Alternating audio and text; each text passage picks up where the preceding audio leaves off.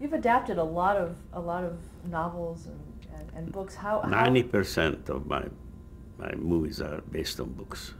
Now, how are you able to take a book and I don't know if the word condense is right, but turn it into a long form piece? Well, it's a very difficult job because a book is a little book, and it's not enough story for a 4-hour miniseries. Then you have the event story. If there's a book like Crime and Punishment, to put that into a 2-hour movie is difficult. You should take really the highlights, the most important parts of it, and dramatize it that reflects what hopefully Dostoevsky or whoever the writer going to be sought to write or say, and not easy, and lots of discussions with the writer, and lots of thought goes into it, how to adapt a book. Yeah, but how do you do it in terms of interior monologues, for instance? I tell you, I'm going to do The Old Man and the Sea, which is the most difficult thing.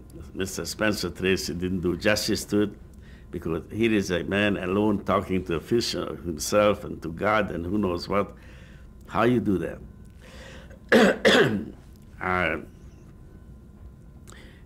Orson Welles, our discussion with us a few times, and he also worked for me a little bit.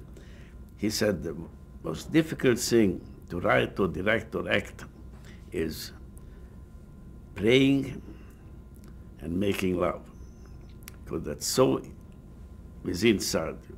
If you show too much of it, it's phony. It all has to be inside you. How you do that, how you act that. And I learned a lot from him, and these are challenges I just love to do, because it's not easy, and hopefully I bring it out.